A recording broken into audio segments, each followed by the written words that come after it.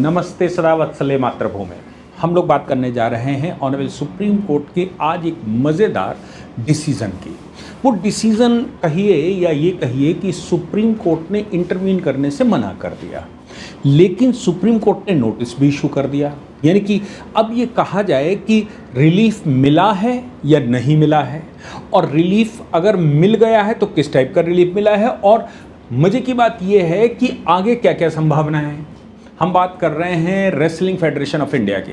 हम सबको मालूम ही है कि रेसलिंग फेडरेशन ऑफ इंडिया को लेकर भारत में जितना विवाद पिछले 2 साल में चला उतना कभी नहीं चला। हम सब लोग ये अच्छी तरह से जानते हैं कि भारत में जो विवाद जितना चला वो कभी नहीं गेम्स को लेकर चला।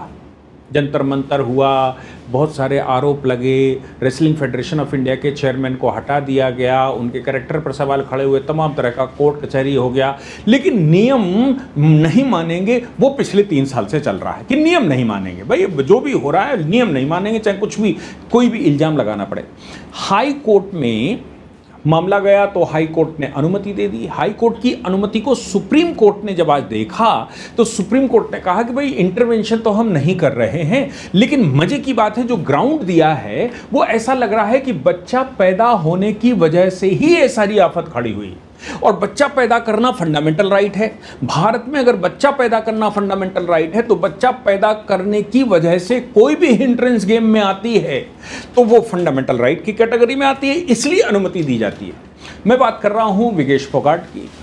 अभी आंटियां हो गई हैं, वो सारी बाल बच्चों वाली भी हो गई हैं और उम्र भी ठीक ठाक हो गई है, लेकिन नए चेहरों को वो अवसर देना नहीं चाहती, क्योंकि पहले भी इसी बात का विवाद हुआ था कि जब उस समय ये कहा गया था कि नहीं आपको पार्टिसिपेट करना है देश के गेमों में और फाइनली जो जीत कर जाएगा वो इंटरनेशनल खेलेगा। उन्होंने कहा हम तो इंटरनेशनल खिलाड़ी हैं, इसलिए हम नेशनल खिलाड़ियों के साथ क्यों खेलेंगे, आपका जो जीत जाए उससे मुझे लड़ा दीजिएगा तो हम देख लेंगे। और ये सब कुछ हुआ था।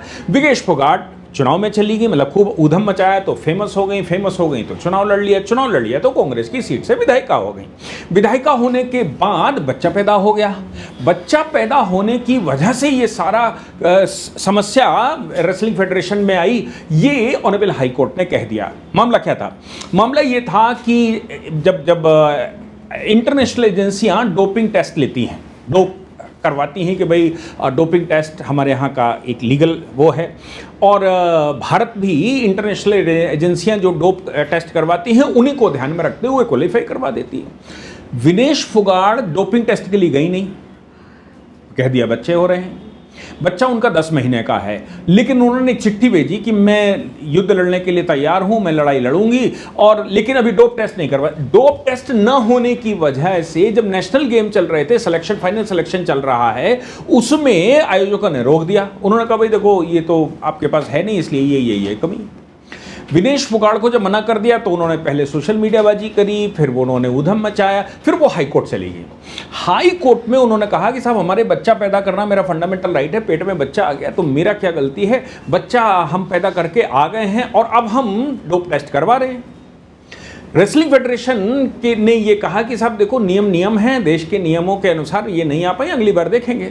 हाई कोर्ट ने कहा बच्चा पैदा करना फंडामेंटल राइट है, और बच्चा पैदा करने की वजह से अगर जो लीव होती है, मतलब बर्थ लीव, जो बच्चे पैदा करने की लीव 6 महीने की होती है, वो उन्होंने कहा, हाई कोर्ट ने कहा कि वो 6 महीने की लीव के बाद अगर कोई दोबारा वापस आता है तो वैसे ही माना जाएगा, वो तो फंडामेंटल राइट है लीव लेना। गजब का तर्क दे दिया। और विनेश फोगाट को 30 मई को जो फाइनल टेस्ट हो रहे हैं उन फाइनल टेस्टों में अनुमति दे दी कि जाइए आप अपना ट्रायल लीजिए। रेसलिंग फेडरेशन ऑफ इंडिया ने यह कहा कि भाई अगर इनको अनुमति दे दी जाती तो ऐसा कल रोज आने लगेगा, लोग स्किप करेंगे, फिर हम तो यही करवाते रहेंगे, और लोग स्किप करेंगे, कहेंगे हम इस वजह से नहीं आए, हम उस वजह से नहीं आए, इस वजह से नहीं पहुंच पाए, उस वजह से नहीं पहुंच पाए, और फिर हम तो जो सिलेक्शन कमेटी बैठी है वो यही करती रहेगी और कभी भी अनुमति सारा सिस्टम बिगड़ जाएगा। वो honourable high court supreme court पहुंचे। आज ऑनरेबल सुप्रीम कोर्ट में रेसलिंग फेडरेशन ने यह कहा कि नियमों का उल्लंघन करके हम किसी को अनुमति नहीं दे सकते। ऑनरेबल हाई कोर्ट ने जो आदेश किया है वो नियमों का उल्लंघन है। ऑनरेबल सुप्रीम कोर्ट ने यह कहा, मतलब 2 जजेस की बेंच बैठी थी, उनकी बड़ी मजेदार बात उन्होंने कही। सुप्रीम कोर्ट ने यह कहा कि देखिए एक बात तो समझ लीजिए, वो ये है कि नियमों का उल्लंघन तो हम स्वीकार नहीं कर सकते। भारत, जब हम इंटरनेशनल डोपिंग टेस्ट की बात करते हैं तो भारत इंटरनेशनल डोपिंग टेस्ट से बाहर नहीं है, और जब हम इंटरनेशनल खेल खेलने ही जा रहे हैं तो भारत को भी अंतर्राष्ट्रीय नियम फॉलो करने पड़ेंगे। फिर उन्होंने कहा कि ये बच्चे पैदा, हाई कोर्ट का जो रीजनिंग है वो मुझे समझ नहीं आई है। हाई कोर्ट ने जो रीजनिंग दी है वो ये कह रहा है कि बच्चा पैदा होने की वजह से ये हो गया। ऐसा लग रहा है कि सब बच्चे का ही दोष है, बच्चा पैदा करने का दोष है, और ये कॉन्स्टिट्यूशनल राइट बना दिया, बच्चा पैदा करना उसमें ग्राउंड बता दिया। और अभी सुप्रीम कोर्ट ने कहा कि मुझे रीजनिंग हाई कोर्ट की समझ नहीं आई। हाई कोर्ट किस आधार पर सोच रहा था, कैसे सोच रहा था, लेकिन सुप्रीम कोर्ट ने आज ये कहा कि भाई देखो, हाई कोर्ट के आदेश, चूंकि एक दिन बाद ही टेस्ट है, इसलिए हम रोक तो नहीं सकते, क्योंकि ये जो है अनअवॉइडेबल होगा। ये जो टेस्ट है ये अनअवॉइडेबल होगा। अभी टेस्ट में जाने दीजिए उनको, टेस्ट मतलब क्वालिफाई करने का जो ट्रायल चल रहा है वो क्वालिफाइड ट्रायल में जाने दीजिए कि वो इंटरनेशनली क्वालिफाइड हैं कि नहीं हैं। लेकिन अभी हम हाई कोर्ट के आदेश को रोक नहीं रहे, पर हम विगेश फोगाट को नोटिस जारी कर रहे हैं। नोटिस दे दिया, और नोटिस देते समय उन्होंने, सुप्रीम कोर्ट ने यह कहा कि एक बात समझ लीजिए कि नियमों का उल्लंघन किसी को नहीं करने दिया जाएगा। हम कभी भी नियमों के उल्लंघन करने के पक्ष में नहीं हैं, कारण चाहे जो भी हो। हम नियमों को उल्लंघन करके एंटी डोपिंग टेस्ट जो इंटरनेशनल होता है, वो एंटी डोपिंग को आप वो करके आप उसको स्किप करके वहां चले जाएंगे, ये हमें स्वीकार नहीं।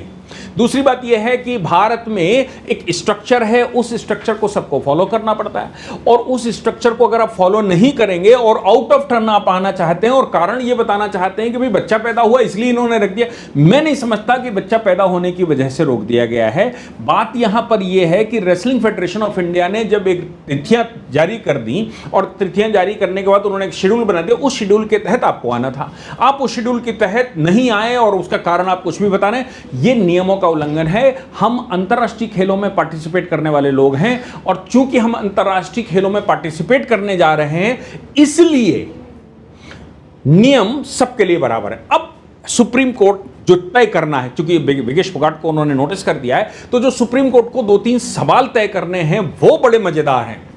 सुप्रीम कोर्ट ने यह कहा कि हम पहले यह देखेंगे कि कोई भी व्यक्ति नियमों का वायलेशन करने के बाद क्या मैंडेटरी टेस्ट किए बगैर पार्टिसिपेट कर सकता है और उसको अनुमति दी जा सकती है। क्योंकि अभी तक क्या है, इतने बड़े विवाद कभी आए नहीं जो कोर्ट में पहुंचे हो। आजकल हमारे यहाँ कोर्ट एक्टिविज्म में बड़े माहिर हैं, पहले जंतर मंतर बैठो, फिर कोर्ट जाओ, सब पहले उधम भी मचाओ और कोर्ट भी जाओ, फिर कोर्ट की बुराई भी करो और फिर कोर्ट भी जाओ।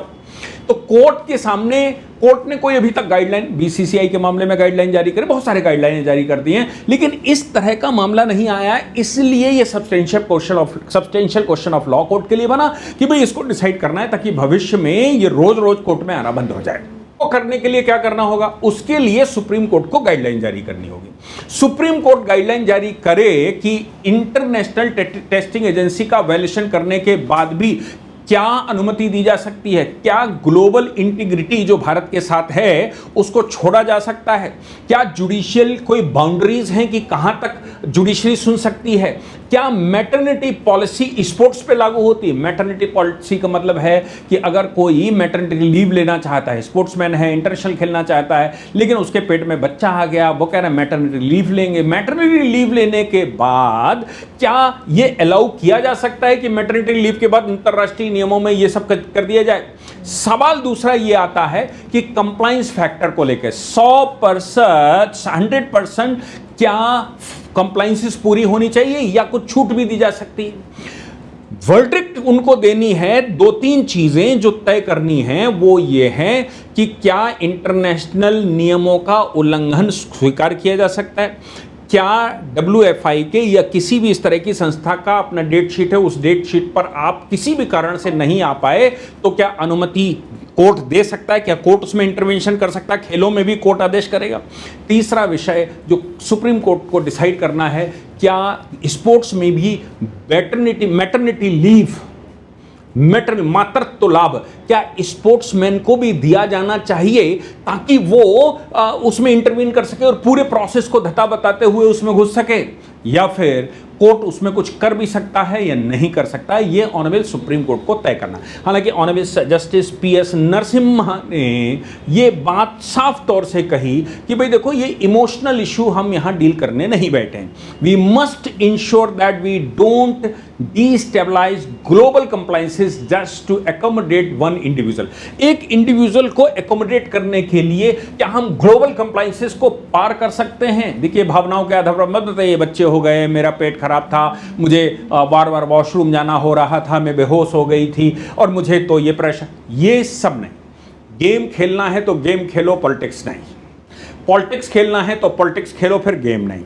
और गेम खेलने के साथ साथ पॉलिटिक्स भी खेलना है, ये मुझे लगता है कि एक बड़ा प्रश्न जो सुप्रीम कोर्ट के सामने आया है कि आप सारी पॉलिटिक्स करने के बाद भी, और जबकि असली कारण यह है कि कांग्रेस से चुनाव लड़ने के बाद और वहां राष्ट्रीय राजनीति के पटल पर लगातार घुसने के बाद आप वहां व्यस्त हो गए थे, और व्यस्त होने की वजह से आपको समय नहीं मिला कि आप वहां इंटरटेन कर सकते। और चूंकि वो ट्रायल जो है वो गोंडा में चल रहे थे, अब गोंडा तो हम सब जानते ही हैं कि गोंडा का ही एक बड़ा महान व्यक्ति, वो रेसलिंग फेडरेशन ऑफ इंडिया का चेयरमैन था, जिसके पीछे आप लड़ना शुरू किए थे क्योंकि उसने नियम बनाए थे, उन नियमों को भी आपको पालन नहीं करना था। तो वहां से आज से 2022 से नियमों का उल्लंघन करने की परंपरा शुरू हुई। अब हर बात को नियम उल्लंघन करके हाई कोर्ट, सुप्रीम कोर्ट जाएंगे। इसलिए सुप्रीम कोर्ट ने कहा कि हम ये तय कर देंगे कि नियम क्या है और किसको फॉलो करना है, उसके बाद सवाल खत्म हो जाएगा। हर रोज इंडिविजुअल चलाता, क्या इंडिविजुअल के लिए पूरी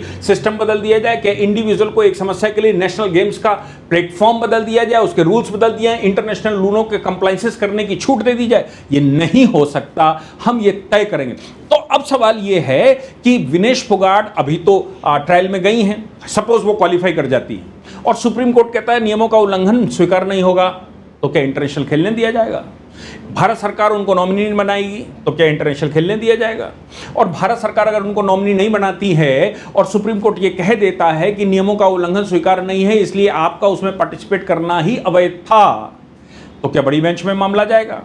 क्या देश में धरने प्रदर्शन फिर शुरू होंगे? क्या फिर ऊधम मचाना शुरू होगा? बात तो साफ है कि ये नेहरू की सरकार नहीं है जो कहती थी इन्होंने मांगा और मैंने दे दिया, जनता में जनता ही सब कुछ है। ये कानून की सरकार है, संविधान की सरकार है, और कानूनों का पालन करवाना ही सुप्रीम कोर्ट का काम है।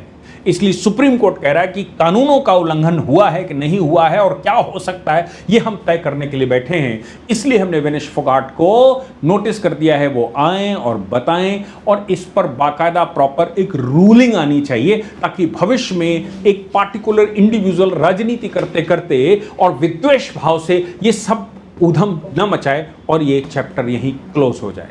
जय हिंद, जय भारत, वंदे मातरम।